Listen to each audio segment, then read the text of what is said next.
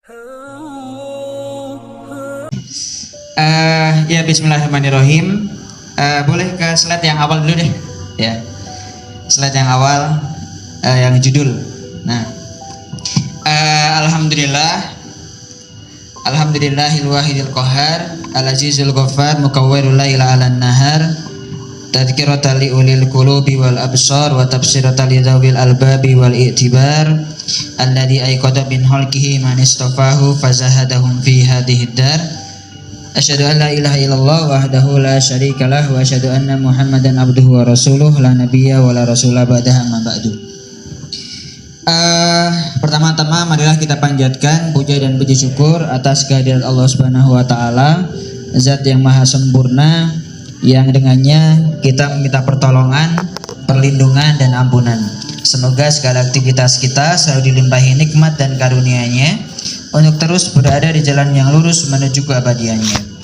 Kedua, salat dan salam marilah kita haturkan kepada baginda Nabi Muhammad sallallahu alaihi wasallam, pemberi kabar gembira sekaligus kabar peringatan yang membawa zaman kegelapan menuju zaman yang terang benderang.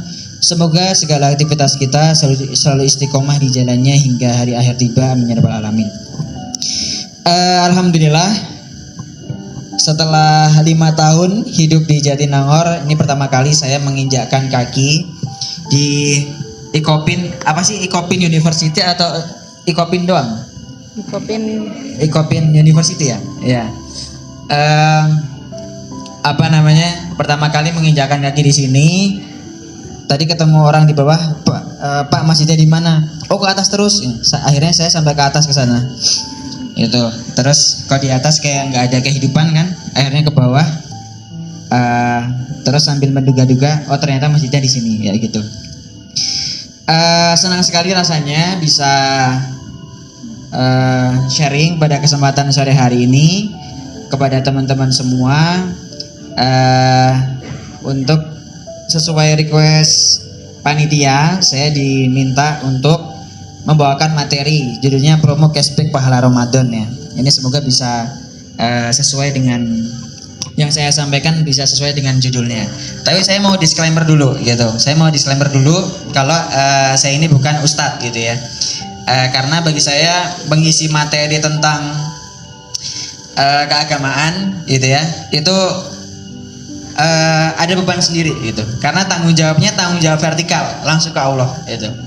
Beda dengan mengisi materi soal kepemimpinan gitu ya, manajemen lembaga dakwah misalnya, itu masih enak lah karena tanggung jawabnya tanggung jawab horizontal kayak gitu. Kadang dengan amanah yang kita bawa ini memang ada beban moral ya gitu. Suka dibilang orang paling soleh se-Bandung Raya gitu ya. Teman saya satu tempat tinggal suka nyeloteh gini, kamu ini soleh itu paling juga soleh jabatan kan gitu dan sebagainya. Tapi terlepas dari itu, izinkan saya untuk bisa berbagi kepada teman-teman semua yang semoga teman-teman ingin mendapatkan ilmu, saya pun juga ingin mendapatkan ilmu. Teman-teman ingin belajar, saya juga ingin belajar. Jadi di sini kita sama-sama saling belajar gitu ya. Saya juga mau kasih respect dulu kepada yang Ikhwan ya. Ikhwan ini selain dikit pasti dia jadi petugas juga kalau di acara gitu ya. Saya udah duga pasti ada yang jadi MC, ada yang ngurusin tetek bengek kayak gini gitu ya, tilawah dan sebagainya. Dan ternyata bener ya, ini perbandingannya 1 banding berapa nih, 30-20 lah gitu. Lebih mengerikan daripada ini ya, prediksi para ulama gitu, nggak jadi masalah. Di Unpad pun juga gitu kok. Oke, boleh next slide. Saya izin memperkenalkan kembali, hari ini masih diamanahi sebagai Ketua Forum Silaturahmi Lembaga Dakwah Kampus Bandung Raya. Amanahnya 2 tahun. Dan Darul Ikhwan Ikopin juga salah satu lembaga dakwah kampus yang kemudian masuk dalam keanggotaan FS Lega Bandung Raya. Kemudian diamanahi juga sebagai supervisor beasiswa IZI Unpad hingga sekarang. Kemudian alhamdulillah mendapatkan kesempatan sharing gitu ya. di ya 33 lembaga, 77 kali, dan total 4.300 audiens. Next slide. Oke teman-teman, kita akan mulai masuk bahasan pada sore hari ini. Hari ini adalah hari ke-10 ya. Hari ke-10 bulan Ramadan. Kita udah ya, hari ini artinya sepertiga pertama yang sudah kita lalui. Ya, nanti kita akan masuk ke 2/3, kemudian 3/3. Sebagaimana mungkin kemunculan sirup marjan itu tanda-tanda Ramadan kalau di TV, pun kemunculan ayat ini adalah tanda-tanda munculnya bulan Ramadan, kayak gitu. Ayat yang sering teman-teman dengar gitu ya. Saya rasa teman-teman udah di luar kepala ya ayat ini kayak gitu. Tapi saya menyampaikan sebagai sebuah prolog gitu ya, bahwa Allah bilang di Quran surat Al-Baqarah ayat 183, ya ayyuhalladzina amanu kutiba alaikumus syiyam kama kutiba alal ladzina min qablikum la'allakum tattaqun. Hai orang-orang yang beriman, diwajibkan atas kamu berpuasa sebagaimana diwajibkan atas orang-orang sebelum kamu agar kamu bertakwa. Saya coba jelasin ya biar nggak cuma baca ayat sama terjemahnya. Hai orang-orang yang beriman, artinya di sini dijelaskan bahwa yang kemudian imannya lemah, yang kemudian imannya sedang gitu ya, bukan sedang beriman gitu ya, imannya lagi sedang gitu kan. Kemudian yang imannya sudah kuat itu masuk dalam kategori ini semua. Artinya apa? Dengan puasa yang awalnya imannya lemah itu kemudian meningkat. Yang awalnya imannya lagi sedang itu meningkat. Jadi meningkat ya, apa ya, jadi meningkat ya, jadi tinggi lah. Apa sih? Kemudian yang imannya udah kuat makin luar biasa. Artinya apapun kemudian kondisi iman kita sebelum bulan Ramadan ini, Allah bilang bahwa ini untuk kamu semua, gitu ya.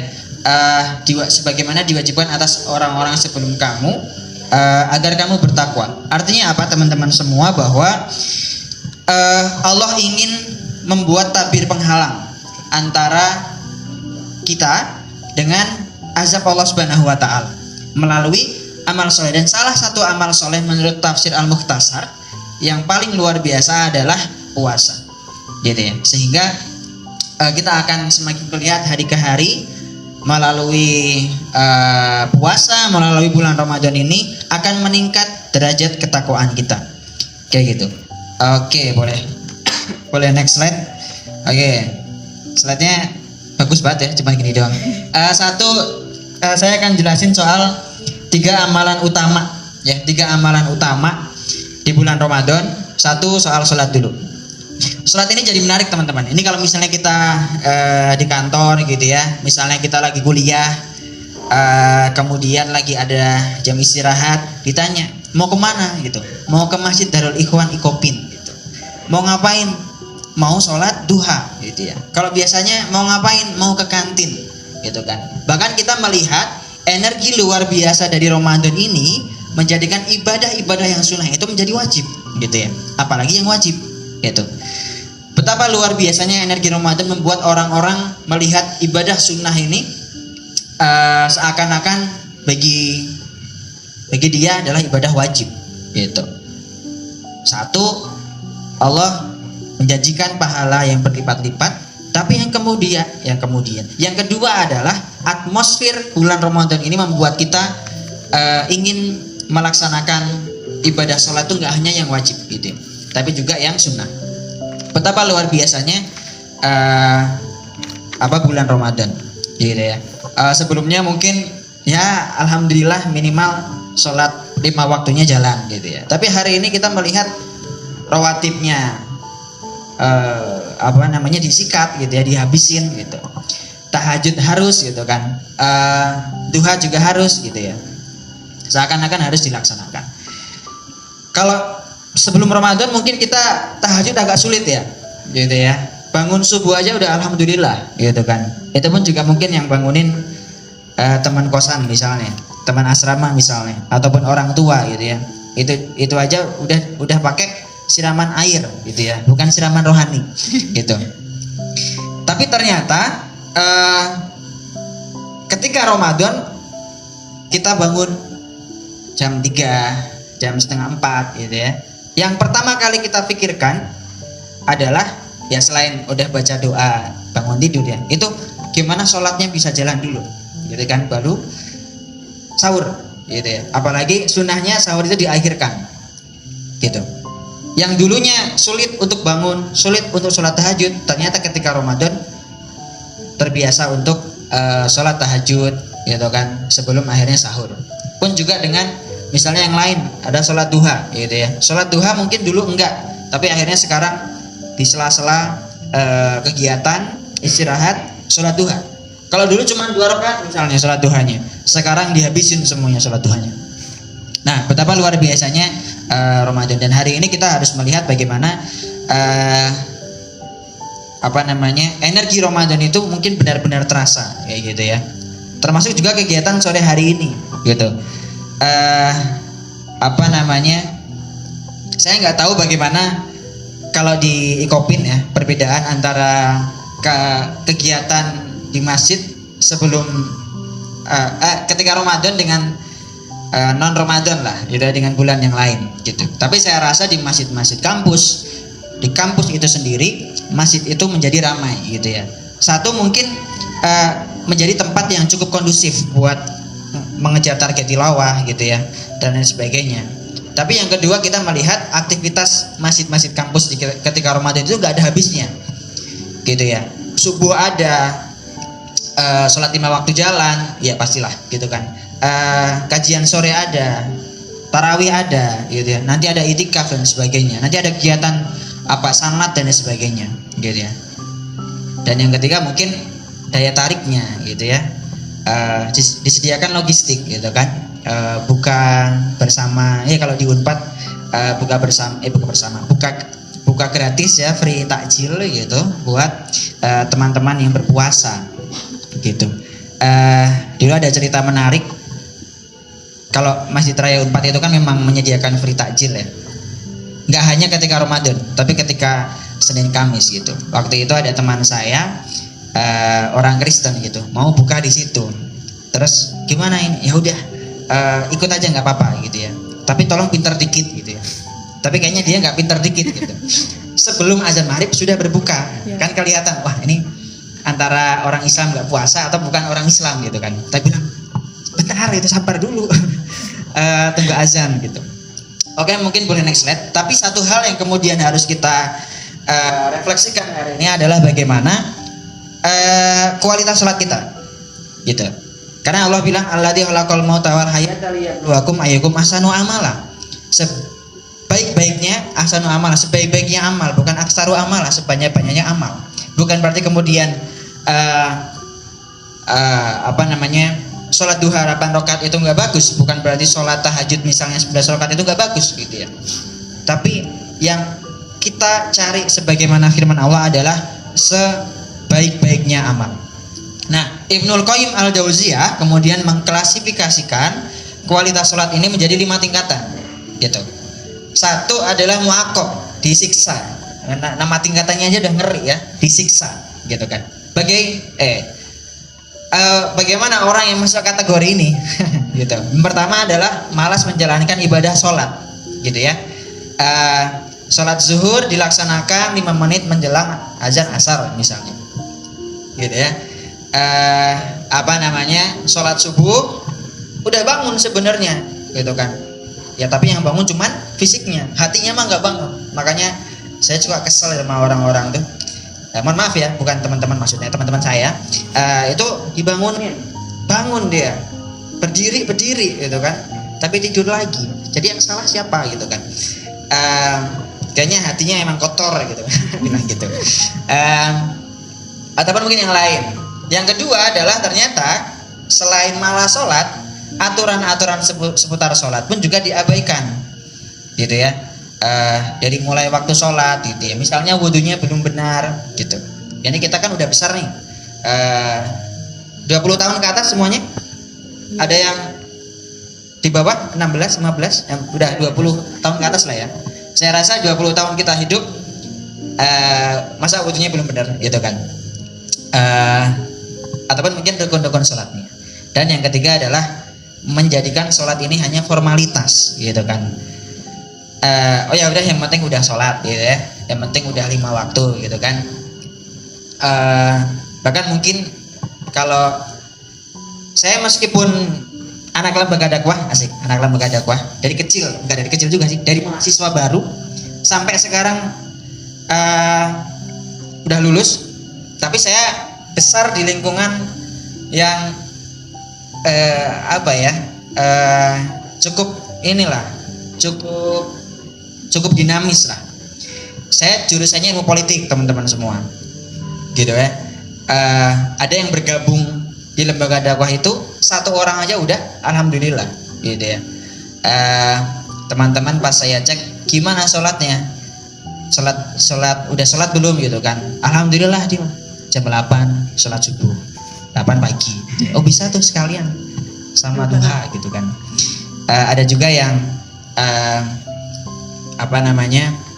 sholat itu cuman di 2 waktu, Idul Fitri dan Idul Adha gitu kan. Atau sholatnya pas sholat Jumat doang gitu kan. Karena kalau ikhwan nggak sholat Jumat, nah ketahuan kan gitu. Ketahuan cewek gitu kan. Gitu. Yang kedua adalah muhasab atau dihisab atau diperhitungkan gitu. Jadi ciri-ciri di kategori kedua atau kualitas yang nomor 2 ini adalah cuman terbatas pada aspek zahirnya, yang terlihatnya aja gitu kan. Tapi secara aspek ruhiyahnya kurang diperhatikan. Jadi ketika sholat dijalankan, pikirannya ini dipenuhi oleh lamunan-lamunan yang nggak berarti. Wah, kira-kira skripsinya di ACC nggak ya gitu kan. Ada tuh ada kasus gitu ya, selesai sholat itu bukannya dia ini ya dapat misalnya dapat tumak ninahnya gitu ya, tapi setelah saya sholat malah dapat visi misi. Jadi dia sholat tuh buat grand design, nggak kebayang gimana caranya gitu kan. Keluar ide, keluar gagasan pas sholat gitu. Oh udah nih beres grand desainnya, oh kapan ideasinya tadi pas sholat gitu. Gimana gitu kan ceritanya. Nah artinya ini penting teman-teman. Saya pernah baca suatu postingan yang akhirnya ini menampar banget gitu ya. BTW saya menyampaikan ini bukan berarti saya ini ya, saya juga masih merasa ya gitu. Kadang kita pernah mengalami kondisi di mana kita ini sholat berjamaah ya, kita sebagai makmum, sampai kita nggak tahu ini rakaat keberapa ya, gitu ya. Dan tiba-tiba sholatnya selesai, gitu ya. Dan kita nggak merasakan nikmatnya sholat itu, karena mungkin tadi pikirannya kemana-mana. Gitu kan. Penting juga bagi kita untuk kemudian bisa fokus gitu. Saya waktu tingkat 2, tingkat 3 itu tinggal di asrama di daerah Sayang gitu kan. Ya ada masjid di depan kita, cuman kita waktu itu sempat hujan deras kan, akhirnya kita ya udahlah kita sholat di asrama aja gitu kan, sholat di asrama. Dan ternyata depan asrama kita ini tukang buah yang suka nyetel lagu-lagu dangdut gitu loh, itu kan. Nah kita diuji bener di situ gitu kan. Lagi takbir gitu ya tuh takbir sambil mikir takbir Allah Akbar katakanlah sekarang gitu kan. Itu kan jadi gimana ya gitu. Nah makanya penting juga sholat ini untuk kondusivitas secara lingkungan dan lain sebagainya. Nah yang ketiga adalah mukaffar anhu atau diampuni atau dihapus dosanya. Alhamdulillah di sini kita udah bisa menjaga sholat dan segala ruang lingkupnya gitu ya. Tapi di sini fokus kita adalah berusaha melawan intervensi setan kan. Kita masih berusaha menghalau lamunan-lamunan gitu ya. Kita masih berusaha ketika sholat itu biar gak kecampur sama tukang buah yang suka nyetel lagu dangdut di depan gitu istilahnya. Itu yang yang ketiga gitu ya. Lamunan atau pikiran yang kemudian terlintas. Kalau kalau ibu-ibu misalnya pas lagi sholat mungkin kepikirannya Allahu Akbar gitu ya, tahu atau tempe ya gitu kan, lele apa nila ya gitu kan, ayam atau bebek ya, goreng atau bakar ya, apa namanya, lada hitam atau asam manis. Macam-macam lah gitu ya. Kalau kita mahasiswa mungkin proker kali ya, proker. Nah ini lewat deadline nih, nanti ntar ditegur sama ketua gimana gitu kan, ataupun skripsi. Wah ini gimana ya, dosennya di London gitu kan, nggak di ACC gitu ya. Saya punya kakak tingkat tuh kasihan banget, dosennya lanjut S3 di Birmingham ya, di UK, nggak dibalas-balas gitu kan, kasihan. Kita dari ke situ ya, next slide.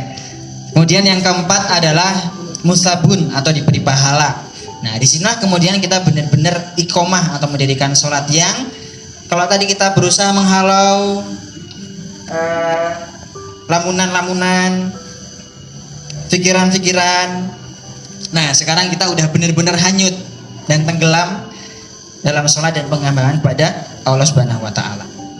Tapi ternyata ada tingkatan terakhir, tingkatan paling mutakhir, gitu ya, yang kemudian Ibnul Qayyim al-Jauziyah klasifikasikan di tingkatan kelima, yaitu muqarrab min rabbih. Artinya kita menghadapkan hati dan pikiran seutuhnya di hadapan Allah Subhanahu Wa Taala. Di mana kondisi ketika hati kita itu langsung tertuju pada Allah, yang kemudian kita merasa sholat itu memang lagi ngobrol sama Allah Subhanahu Wa Taala, gitu. Seakan-akan kita merasa, gitu ya, melihat. Ini yang kemudian disebut sebagai ihsan, gitu. Makanya kita beberapa kali membaca, gitu ya, atau mungkin mendengar sirah ketika sahabat-sahabat itu ada yang terkena panah tapi nggak merasakan, gitu kan, ataupun digigit ular tapi nggak merasakan, gitu ya. Kita mungkin digigit nyamuk aja udah gini kayaknya, gitu kan, pengen segera ruku, gitu. Pas ruku kebablasan jadi gini, gitu. Nah, kita melihat sahabat-sahabat, para ulama-ulama kita ini berada pada kondisi ketika dia benar-benar bisa merasakan kehadiran Allah, hatinya itu langsung terjuk pada Allah, seolah-olah lagi ngobrol dengan Allah Subhanahu Wa Taala. Makanya teman-teman, proses kita, ikhtiar kita untuk bisa fokus itu memang perlu dipaksakan, gitu ya. Dan kita perlu mengorientasikan, mengubah paradigma atau mindset kita setiap sholat-sholat yang kita lakukan. Makanya kalau Qori kenamaan kita ya, Syekh Muzammil Hasbullah itu ketika sebelum sholat menyampaikan, gitu ya, sawu pakum fa inna taswiyatas sufu fi min tamami sholat, lulus dan dapatkan sof, karena sesungguhnya merupakan kesempurnaan sholat. Mari kita sholat seolah-olah merupakan sholat kita yang terakhir. Nah, seolah-olah merupakan sholat kita yang terakhir, seolah-olah kita nggak dapat kesempatan lagi untuk sholat setelah ini. Artinya dari mindset itu saya rasa kita ingin sholat kita ini benar-benar berkualitas, benar-benar fokus, gitu ya. Berusaha menghalau, misalnya kalau kita masih pada tahap berkelindan di otak itu kan, pikiran dan lain sebagainya. Dan saya rasa mindset paradigma seperti itu akan membuat kita benar-benar bisa lebih berkualitas, gitu ya, dalam menjalankan ibadah sholat. Next slide, kita lanjutin yang kedua adalah soal Al-Quran. Nah, Al-Quran ini bagi saya luar biasa teman-teman, karena mohon maaf, saya rasa nggak ada kitab yang sesombong Al-Quran. Kalau kita coba cek buku kuliah kita, buku bacaan kita, novel lah dan sebagainya, itu ketika kita buka di bagian-bagian awal buku, biasanya apa? Daftar isi, ucapan terima kasih gitu ya, ucapan mohon maaf, sepertinya masih perlu saran dari para pembaca yang budiman gitu kan. Kemudian perlu saran untuk penyempurnaan buku dan sebagainya gitu kan. Tapi Al-Quran emang ada ngomong kayak gitu? Enggak. Ngomongnya apa di awal? Zalikal kitabul la raiba fi. Ini kitab yang enggak ada keraguan di dalamnya. Sombong banget. Nah, saya rasa enggak ada buku yang sesombong Al-Quran. Kan ada penulis yang bilang kayak gitu, habis itu bukunya gak ada yang jual. Gak ada yang beli maksudnya, sorry. Gitu. Tapi Al-Quran bilang itu di surat Al-Baqarah ayat yang kedua, zalikal kitabul la raiba fi. Tapi Al-Quran Allah bilang melanjutkan di ayat yang kedua itu, hudalil muttaqin, petunjuk bagi orang-orang yang bertakwa gitu ya. Ya, selamat datang. Waktu itu yang di Win ya. Jangan dengerin, ini materinya sama. Itu satu, teman-teman. Yang kedua, sebagaimana saya ingin contohin ketika kita beli HP baru gitu ya. Beli HP baru, udah kan di satu kardus kotak gitu kan. Selain HP ada headset, charger. Ini kaum Android ya, saya bilang ya Android ya, bukan yang kaum iPhone. Sama buku panduan, gitu ya, sama buku panduan. Nah, buku panduan itu kan, kenapa ada buku panduan? Supaya si pengguna HP ini ngerti cara menggunakan HP-nya. Ada fitur-fitur apa aja di dalam HP-nya. Ada tombol, ada spesifikasi apa aja gitu ya. Itu bisa di buku panduan itu. Kalau rusak nanti gimana dan sebagainya. Dan saya rasa kemudian Al-Quran ini juga buku panduan yang Allah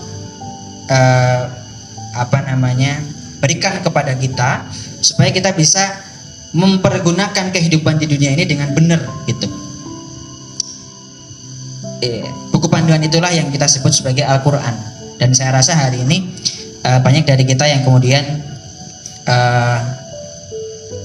jauh dari penghayatan Al-Quran.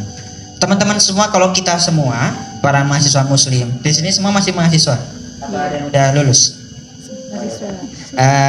Para pemuda, para mahasiswa Islam, kalau hari ini jauh dari Al-Quran, jauh dari penghayatan Al-Quran, saya rasa akan jadi orang-orang yang kemudian kering. Kita akan jadi umat yang kering, gitu.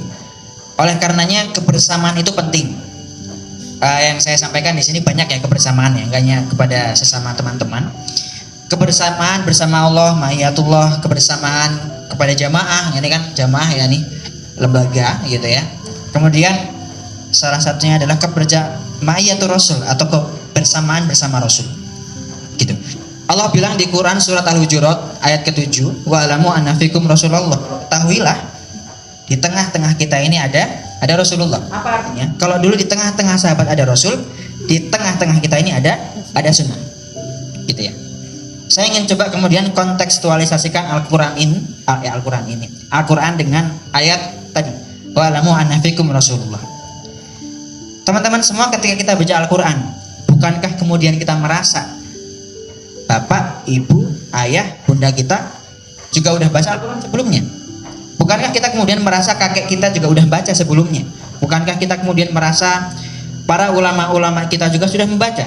Bukankah kita kemudian merasa para tabi'in, para sahabat hingga Rasul sudah membaca Al-Quran sebagaimana Al-Quran yang kita baca hari ini? Gitu ya. Oleh karenanya teman-teman semua, apakah pantas orang yang kemudian ayat yang dibacakan, hadis yang kemudian dibacakan itu sama sebagaimana yang Rasul dulu baca, itu merasa kerdil gitu ya. Kita kemudian merasa inilah ayat yang kemudian sama, inilah kemudian bacaan yang kemudian dulu sama juga dibaca oleh Rasul, dan seolah-olah kemudian bibir yang mengucapkan itu gitu ya, lidah yang bergerak itu ayat kemudian baca ini sama sebagaimana bibir ayat yang Rasul dulu baca. Gitu. Seakan-akan kemudian bibir kita ini, lidah kita ini sama sebagaimana lidah dan bibir ketika Rasul pun juga membaca ayat Al-Quran yang sama atau ayat-ayat di Al-Quran yang sama. Oleh karenanya, apakah kemudian pantas kita yang kemudian bibirnya sama dengan Rasulullah, lidahnya mirip dengan Rasulullah itu takut itu maksudnya takut apakah Islam ini nggak akan menang gitu ya, kita merasa menodai diri kita sendiri misalnya gitu ya, apakah pantas? Saya rasa enggak gitu ya. Dan setelah kemudian kita merasa ma'iyatul Rasul, kebersamaan bersama Rasul itu sangat kuat ketika kita membaca dan menghayati Al-Quran, teman-teman semua. Ya itulah soal Al-Quran. Kemudian teman-teman, saya rasa kita melihat fenomena-fenomena yang cukup membuat kita miris gitu. Padahal membuat kita miris soal para penghafal Al-Quran atau orang-orang yang menghafal Al-Quran, ya sama aja sih, para penghafal Al-Quran gitu kan.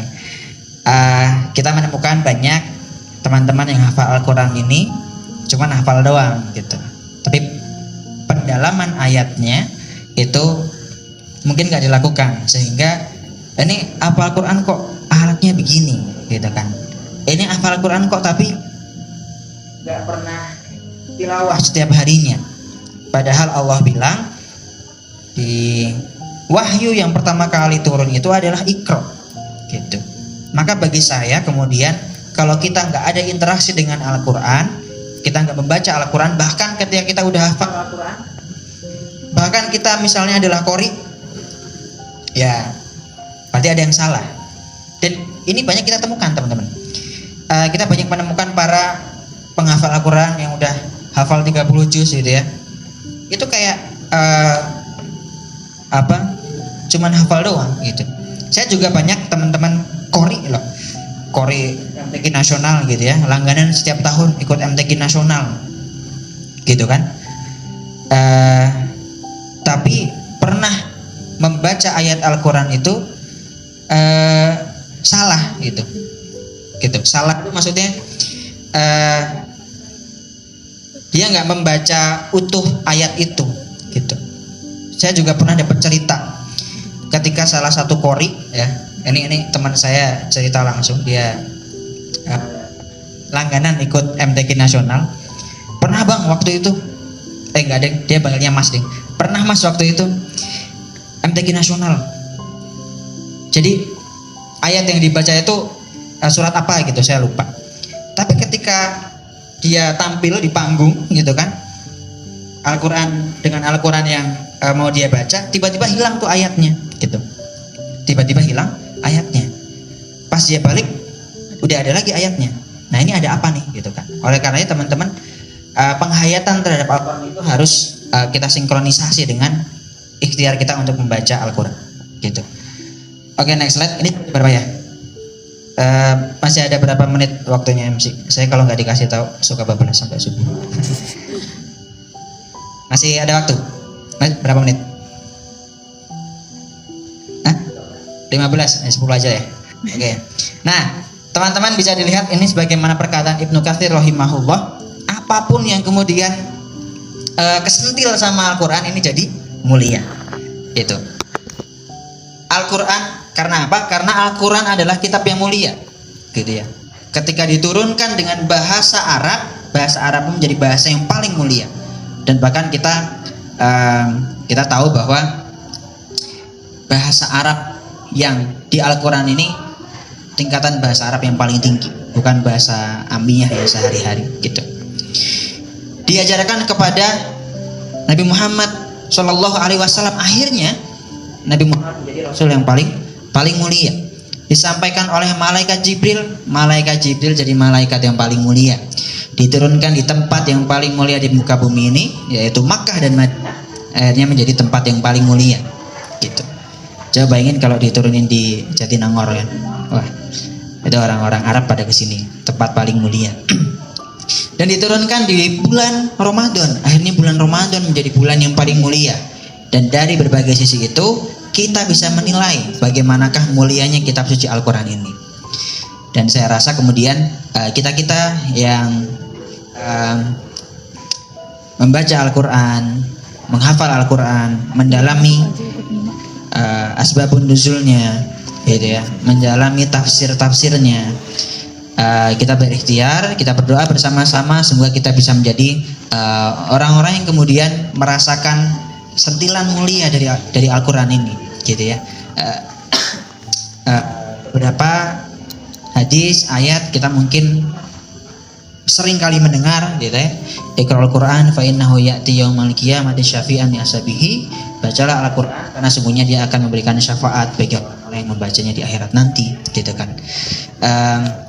Ataupun kemudian orang yang menghafal Al-Quran dijanjikan dipakaikan orang tuanya mahkota buah di surga, bisa membawa 10 anggota keluarganya ke surga. Betapa luar biasanya hanya dari satu orang, gitu ya, dari kita, kayak gitu. Oke, next slide. Nah, kemudian ini sedekah dan infak, kelihatan ya, Canva emang malas banget buat sendiri. Next slide. Dan sedekah dan infak ini saya rasa luar biasa ya teman-teman. Ini saya mau sombong nih, saya kan sekarang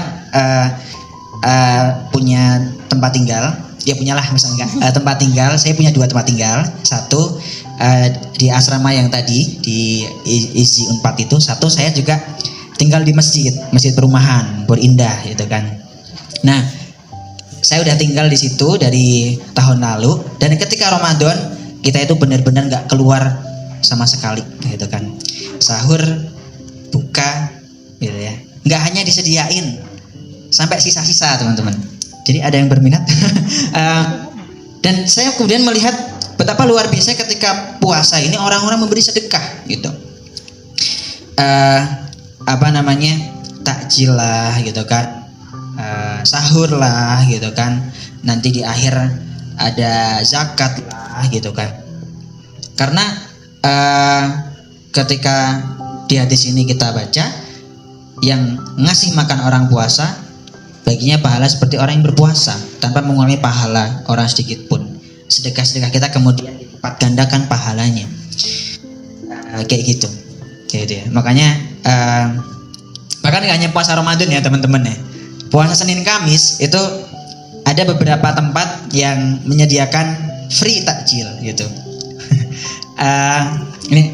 Ini tahu siapa sih, jadi bagi-bagi info tuber gratis. Ada juga tuh teman-teman, nanti teman-teman cek, ada yang menyediakan Senin Kamis gratis bagi yang berpuasa, kayak gitu kan. Betapa luar biasanya. Tapi jangan kemudian kita hanya sebagai yang menerima terus, gitu. Kita juga harus ikhtiar, sedekah kita juga harus luar biasa, gitu. Meskipun mungkin banyak tempat rekomendasi masjid-masjid yang menyediakan buka, gitu kan, tapi kemudian nggak boleh mengurangi ikhtiar kita untuk mengeluarkan sedekah yang luar biasa, gitu. Ini kalau lagi Ramadan nih biasanya di grup-grup mahasiswa ini suka ada list, gitu ya, list info bukber masjid-masjid di daerah Jatinangor. Masjid A, info bukbernya, menunya apa hari Senin, apal tuh Senin sampai Jumat, gitu. Tapi saya rasa itu atmosfer yang kemudian kita rasakan ketika orang itu sedekah dan infak luar biasa. Tapi saya rasa jangan sampai kemudian itu mengurangi bahwa kita pun juga bisa memanfaatkan bulan Ramadan ini untuk sedekah dan infak yang luar biasa juga. Slide. Oke, terus piye? Terus piye orang Jawa teman-teman, sorry. Jadi pakai terus piye. Nah, ini mungkin ini yang bisa kita lakukan untuk mengisi 20 hari Ramadan yang masih tersisa ini. Gimana caranya biar bisa sukses, gitu kan? Gimana caranya biar bisa istiqomah, gitu kan? Karena ini kalau istiqomah ini agak sulit kan? Karena semakin hari soft di masjid ini mengalami kemajuan, gitu. Yang dulunya full sampai lapangan, sampai keluar gitu. Sekarang udah mengalami kemajuan, tinggal 4 soft, gitu ya, tinggal 3 soft, gitu. Apalagi nanti di Puri Indah itu sekarang terawih tinggal berapa soft itu, padahal dulu kita pasang sampai di luar di lapangan, gitu kan. Ya kayak di alatif itulah gitu. Tapi hari ini kita ini padahal baru 10 hari. Kalau nanti udah 30 hari Ramadan, masa tinggal imam sama muazzinnya doang, kan mengerikan gitu. Nah, pertama untuk kita bisa istiqomah, satu, saya rasa ibadah bulan Ramadan itu banyak banget teman-teman. Dan kita harus targetkan. Misalnya nih, kita mau targetkan Al-Qur'annya dulu. Kita misalnya mau khatam ya misalnya 15 kali gitu ya selama Ramadan. Tapi sebelum ke sana kita perlu tahu ini Al-Qur'an ini kitab apa sih gitu. Kita harus tahu ini kitab apa, kenapa dulu diturunkan gitu ya. Bagaimana ternyata isinya itu lebih banyak sejarah dan sebagainya gitu kan. Sebagaimana ayat Al-Baqarah ayat kedua itu dzalikal kitabul la raiba fihi hudal lil muttaqin gitu. Setelah kita tahu ini apa, yang kedua kita harus cari tahu apa sih keutamaannya kalau kita membaca Al-Qur'an. Lipat gandakan pahalanya lah. Kalau kita ngafal Al-Qur'an, kita bisa narik orang keluarga kita untuk ke surga lah gitu ya. Kita bisa berkumpul menjadi keluarga para malaikat dan sebagainya, sehingga semakin banyak keutamaan yang kita tahu, semakin terdorong motivasi bagi kita, semakin terstimulus kita untuk bisa istiqomah di sana. Kan semakin banyak motivasi, ya nggak jadi motivasi juga sih. Semakin banyak motivasi, semakin banyak janji-janji pahala yang ditawarkan. Saya rasa kemudian kita semakin ingin menyelam lebih dalam di situ. Tapi kita juga harus tahu konsekuensinya, gitu.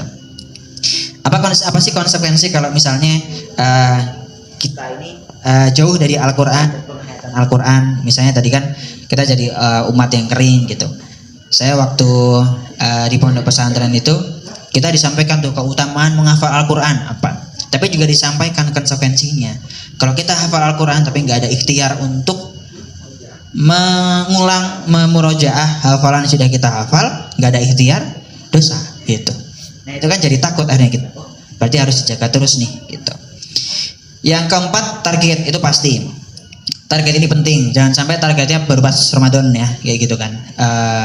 Kita Ramadan ini bukan bulan nanam ya, tapi memanen gitu. Bukan latihan, tapi kita udah berkompetisi, udah masuk ke olimpiadenya.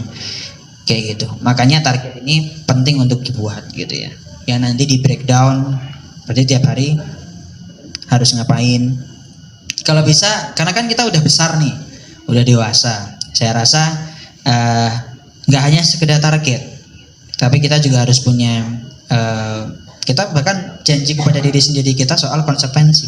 Kayaknya kalau nggak selesai nanti hukumannya apa. Buat sendiri, komitmen sendiri, kan itu penting.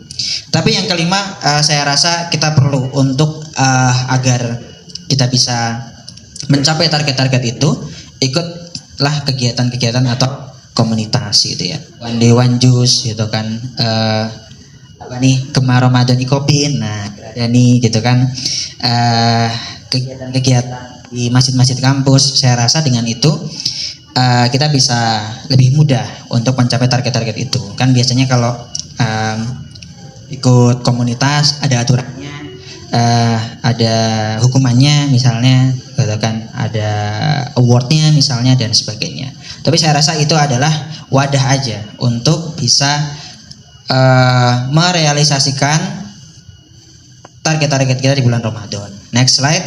Dan sepertinya itu aja yang dapat saya sampaikan pada kesempatan malam hari ini, sore hari ini, udah mau buka, sore hari ini. Terima kasih atas atensi dari teman-teman semua, semoga bermanfaat apa yang saya sampaikan. Sekali lagi ini disampaikan oleh Fadil Abdurrahim biasa gitu ya, jangan disebut Ustadz, beban banget ya disebut Ustadz tuh, beban moralnya besar banget. Gitu aja, saya kembalikan ke MC. Assalamualaikum warahmatullahi wabarakatuh. Waalaikumsalam warahmatullahi wabarakatuh.